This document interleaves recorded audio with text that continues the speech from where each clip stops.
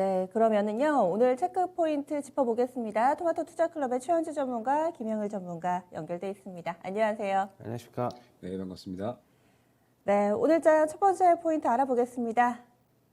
전 세계 글로벌 이슈죠. 지정학적 리스크부터 출발하겠습니다. 러시아, 우크라이나 침공이 시작이 됐습니다. 그런데 미국 증시의 반응은 급반등이 나왔습니다. 이것을 어떻게 해석해야 될지 최원주 전문가님이 좀 알려주시죠. 네. 어제 이제 미국 시장 시초가는 제일 엄청나게 좀 급락으로 출발을 했지만 결국에는 시장 반등하면서 나스닥 기준으로는 3% 넘게 급반등을 했습니다. 지금 결국에는 우크라이나 침공이 시작되면서 어떻게 보면은 있는 재료의 소멸로 좀 봐야 될 것으로 보고 있고요. 지금 어제 우리나라 증시 같은 경우에 굉장히 좀 코스피 기준으로 70포인트 가량 큰 폭으로 하락을 했죠. 지금 어제 하락은 결국에는 뭐 원자재 시장이 요즘 굉장히 급등하면서 기업들이 이제 원자재 부담을 안을 것이고 그렇다면은 기업들의 실적에도 어느 정도 영향이 있을 것이다. 뭐 그런 해석도 있고요. 그리고 또 저희가 봤을 때는 결국에는 그동안에 이제 나스닥이나 뭐 미국 주식 시장 같은 경우에 좀 큰 폭으로 하락을 했는데 우리나라 시장 같은 경우에는 좀 견조하게 좀 버티면서 어제의 하락폭이 그동안에 이제 안 빠졌던 것을 한 번에 좀 반영한 것이다. 저는 이렇게 해석하고 싶습니다. 지금 결국에는 우리나라 증시 같은 경우에는 글로벌 증시의 영향은 안 받을 수는 없지만은 지금 결국에는 우리나라 그 러시아 우크라이나 사태가 우리나라 기업들의 제 개인적인 생각은 그렇게 실적에 큰 영향을 주지 않을 것으로 보고 있고요. 너무 좀 어떻게 보면 좀 민감하게 반응을 한 것으로 보고 있는데요. 결국에는 투자자들이 우려하는 그런 극한 상황까지는 저는 개인적으로는 가지 않을 것이다. 저는 그렇게 보고 있습니다. 지금 외국인들의 매도 같은 경우에도 지속적으로 좀 나오고 있는데 외국인들은 3천선 밑에서는 결국에는 한 2,800, 뭐 이때서부터는 계속적으로 어느 정도 주식을 좀 매수 우위 포지션으로 좀 가져갔기 때문에 지금 상황에서 주식을 계속적으로 대규모로 판다, 그건 아닌 것으로 보고 있고요.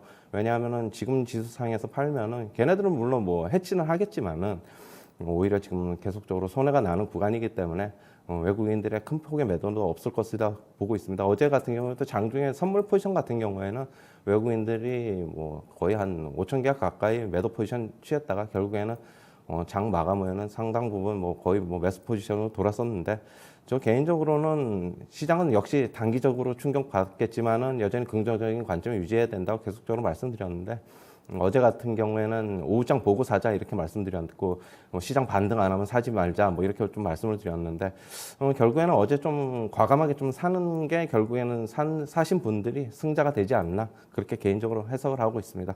앞으로 뭐 시장 미국 시장도 뭐 그렇게 큰 폭의 뭐 변동성은 어느 정도 있겠지만 여지는 조금 있겠지만은 그런 기회가 오히려 우리나라 시장의 시초가에 안 좋고 뭐 장중에 안 좋으면 결국에는 매수 기회를 제공할 것이다 이렇게 말씀드리고 싶습니다. 간밤에 미국 정규장은 강하게 상승을 해서 좀 안심이 되는데 우리 증시 진행되는 동안은 또 미국이 야간 선물 영향을 요즘에 직접적으로 받잖아요. 지금 야간 선물이 꽤나 밀리고 있는데 이거는 괜찮다고 보세요? 저는 오히려 그러면은 네. 그 야간 선물 밀리는 거를 우리나라 시장이 만약에 시초가 안 좋게 나오면은 주식 사야 된다 이렇게 말씀드리고 싶습니다. 네, 알겠습니다. 어제 산 사람들이 승자가 아닐까. 그러면은 뭐 오늘도 늦지 않다라는 시각으로 바닥이 어느 정도 나왔다라는 판단하고 있습니다.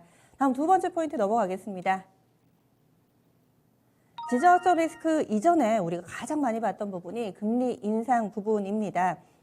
예전에 핌코 CEO를 지냈던 엘 에리언은 이런 얘기를 했습니다. 이번 사태로 인해서 이 미국 연준의 50bp 인상 가능성은 완전히 제거됐다. 이 부분이 또 시장에는 호재가 될 수 있을 텐데요. 연준 어느 정도 속도 조절을 해줄 것인지 이 금리 인상 부분들 좀 체크를 해보겠습니다. 어제 국내에서는 일단은 좀 동결 기조가 나온 상황이고요. 다음 달에 있을 FOMC 미국의 금리 이 변동은 어떻게 될 것인지 내다보면서 투자 전략 세워보죠. 김영일 전문가님.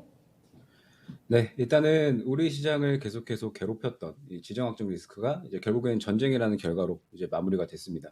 뭐 이제 사상자가 계속해서 발생을 하고 이제 뭐 수도인 키예프에서 계속해서 이제 격전이 일어나고 있다 이런 소식이 나오고 있는데 뭐 이제 간밤에 일어난 소식들을 종합을 해서 이제 미국 증시는 굉장히 좀 다이나믹하게 움직였었죠. 이제 전쟁으로 인해서 폐기셀이 나왔다가 이제 뭐 나스닥이 최대 3% 이상 큰 폭으로 이제 뛰어 올랐고 이건 이제 뭐 전쟁을 어느 정도는 불확실성 해소로 이제 받아들이고 있다라고 이제 판단이 되고 있습니다. 뭐 이제 이전에도 모두 마찬가지이듯이 뭐 1991년에 걸프전 때도 그렇고요. 그다음에 이제 2003년에 뭐 이라크전, 뭐 그리고 이제 크림반도 때 결과적으로 이제 전쟁에 대한 불확실성이 해소되고 나서 이제 시장 계속해서 이제 상승이 나왔었거든요. 때문에 이제 우리 시장도 전쟁에 대해서는 이제 불확실성 해소로 이제 받아들일 확률이 높다라고 볼 수가 있을 것 같고요.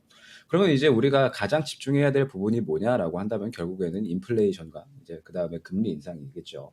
간밤에 이제 바이든 대통령이 러시아를 향해서 뭐 이제 경제 제재를 계속해서 발표를 했고 이제 뭐 달러 그다음에 뭐 유로, 엔화까지도 이제 모든 자금 흐름을 막겠다라고 이제 제재를 발표를 했습니다. 그러면서 이제 동시에 이제 지금 현재 러시아가 에너지 쥐고 흔드는 거 이제 용납하지 않겠다. 이제 뭐 석유 회사와 가스 회사들과 이제 협력을 해서 뭐 이제 이러한 부분들에 대해서 이미 몇 달 동안 준비가 됐기 때문에 에너지 시장은 안정을 시킬 것이다라고 이제 얘기를 했습니다. 다만 이제 인플레이션에 대해서는 당연히 영향이 없을 수가 없습니다. 러시아는 이제 천연가스뿐만 아니라 그 외에 다른 뭐 광물 원자재에 대해서도 점유율이 상당하고요. 우크라이나는 세계 곡물 유통의 이제 4분의 1 정도를 책임지고 있는 그러한 나라이기 때문에 이제 전쟁이 얼마나 장기화되느냐에 따라서 이제 인플레이션에 대한 이런 시장의 반응이 계속해서 있을 수가 있겠죠. 그러면서 이제 3월에 FOMC가 예정이 돼 있습니다. 3월에 소비자 물가가 발표가 되면서 이 부분에 대해서는 시장이 반응을 할 수 있기 때문에 이제 우리가 계속해서 집중을 해야 될 거는 이제 인플레이션과 금리 인상이다라고 볼 수가 있을 것 같고, 다만 이제 말씀 주셨듯이 금리 인상에 대해서는 현재는 이제 이 완화적인 금리 인상이 이제 확률이 가장 높은 상태라고 볼 수가 있습니다. 때문에 뭐 지금 당장의 전쟁에 대한 불확실성이 해소된 상황에서는 이제 시장에 뭐 당분간 큰 걱정은 없다. 이제 3월에 금리 인상 전에 소비자 물가 지수 발표되기 전까지는 그래도 이제 어느 정도 반등 기조를 좀 이어가지 않을까라고 보고 있기 때문에 뭐 오늘 시장에 대해서는 이제 좀 적극적으로 실적주라든지 많이 떨어진 종목들 위주로 해서 좀 담아가는 그러한 전략이 좀 유효해 보인다라고 판단하고 있습니다. 네, 지정학적 리스크라는 불확실성이 사라져서 이제는 좀 자신감을 가져봐도 좋겠다. 김영우 전문가도 비슷한 시각으로 전략 세워주시네요. 그럼 다음 포인트 넘어가겠습니다.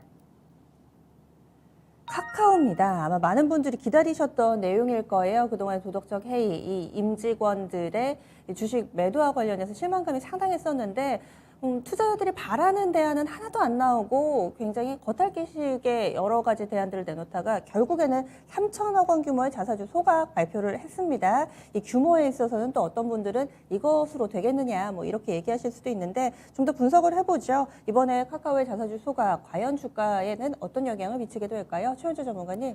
네, 카카오가 지난 2월 11일 날에 실적 발표를 하면서 컨퍼런스 콜에서 자사주 소각을 하겠다. 그렇게 그때 얘기를 했는데 그때 4분기 실적이 좀 안 좋으면서 시초가서부터 오전장에는 상당 부분 좀 밀렸는데 결국에는 그런 소식이 전해지면서 급반등을 했었죠. 그러면 지금 카카오 측에서는 그런데 이번에 이제 그거를 이제 확정한 것으로 지금 얘기를 하고 있습니다. 지금 결국에는 결정을 했는데요.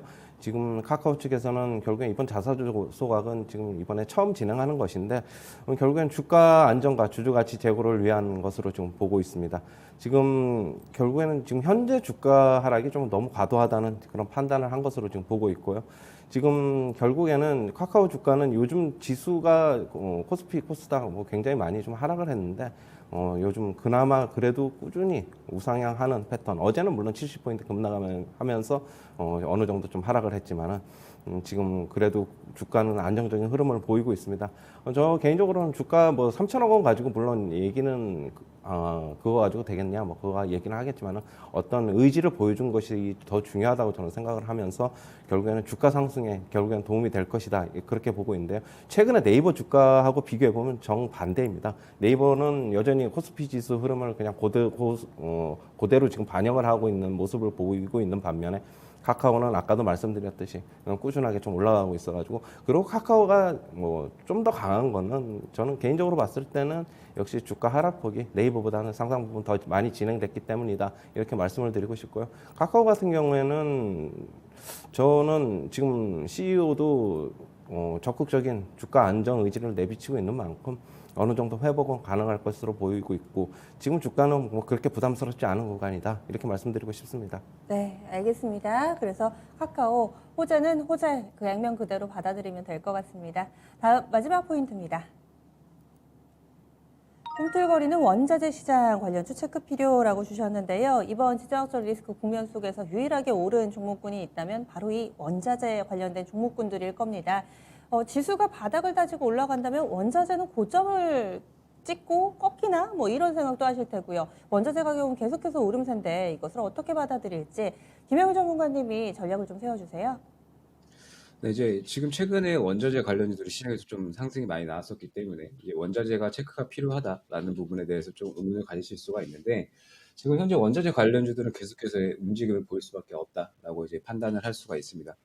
최근 관련해서 가장 크게 상승이 나왔던 게 역시나 이제 천연가스다라고 볼 수가 있겠죠. 다만 이제 뭐 천연가스나 이제 석유에 대한 부분은 앞서 말씀드렸듯이 바이든 대통령이 이제 확실하게 조금 이 에너지 시장에 대해서는 안정을 이제 취할 것이다라고 직접 언급을 했기 때문에 이제 원자재 시장에서는 아직 오르지 않은 원자재 관련주들을 이제 지켜볼 필요가 있다라고 판단을 하고 있습니다. 현재 이제 철광석 가격은 지난해 대비 벌써 이제 40% 이상 가격이 급등을 했고요. 그다음에 뭐 2차 전지 핵심 소재인 뭐 니켈, 알루미늄도 이제 각각 이제 20% 이상씩 상승을 했습니다. 이번 전쟁으로 인해서 이제 러시아나 이제 우크라이나 관련된 원자재 관련주로 계속 급등을 보이고 있는데 러시아가 이제 천연가스를 제외하고서라도 그 외에 이제 광물 관련 쪽에서는 점유율이 상당한 그런 이제 국가라고 볼 수가 있습니다. 그리고 이제 뭐 우크라이나도 마찬가지로 세계 곡물 유통의 한 4분의 1 정도를 이제 담당을 하고 있기 때문에 아직 오르지 않은 원자재 관련주들은 분명하게 이제 반응을 보일 거다라고 판단을 하고 있고 그 중에서도 광물 관련주들이 어느 정도 이제 반응을 보여줄 거라고 판단을 하고 있기 때문에 원자재 관련주들은 이제 아직까지는 체크가 필요하다라고 판단을 해서 오늘의 체크 포인트를 선정을 해봤습니다. 네, 그러면은 이렇게 포인트 알아봤습니다. 다음 추천주 넘어가겠습니다. 이제는 종목을 좀 사봐도 좋지 않을까? 그렇다면 어떤 종목? 이런 부분이 많이들 궁금하실 텐데요. 두 분의 선택에서 힌트를 찾아보십시오. 최현주 전문가가 비율 가져왔습니다. 김영우 전문가 한국카본입니다. 비율부터 어떤 회사인지 모멘텀까지 가격 전략 함께 알려주세요. 최현주 전문가님. 예, 비올은 지금 피부 미용 기기 전문 업체죠. 지금 글로벌 수출 비중이 지금 80%를 차지하고 있습니다. 지금 전 세계적으로 지금 리오프닝이 지금 계속되고 있는데요. 역시 그렇다고 본다면은 수출 비중이 높은 동사의 수혜가 지금 예상이 되고 있습니다. 지금 판매 단가 높은 지금 피부 리프팅 기기 글로벌 시장이 확대되면서 수혜가 역시 예상이 되고 있고요. 지금 고마진 소모품 매출 비중의 확대로 지금 영업이익률이 계속적으로 성장하고 있습니다. 21년도 기준으로 영업이익률은 지금 30%를 기록하고 있는데 올해도 역시 영업이익률은 30% 이상으로 더 확대될 것으로 보고 있습니다. 작년에 실적 턴어라운드를 하면서 본격적으로 올해도 계속적으로 고성장이 예상이 되고 있습니다. 지금 요즘 주가가 뭐 전체적으로 시장 분위기가 안 좋은데도 불구하고 차트 잠시 보시면은요. 그래도 견조하게 좀 버티고 있습니다. 역시 매수가는 시초가 이하서부터 분할 매수 접근하시고요. 목표가는 2,700원, 손절가는 1,970원 제시하도록 하겠습니다. 네, 비율입니다. 리오프닝 관점에서 보시면 되겠고요. 피부 미용 기기 관련된 종목입니다. 뭐 제이시스 메디컬이라든지 이런 종목으로 이 시간 최현주 전문가 수익 많이 내주셨거든요. 이번에는 비율이라는 비슷한 섹터 내의 종목 찾아주셨어요. 다음 한국카본입니다. 조선주들 한창 날아갈 때 같이 좀 주목받았었는데 한국카본 계속해서 상승할 수 있을 것인지 김영우 전문가님 보는 포인트 알려주세요.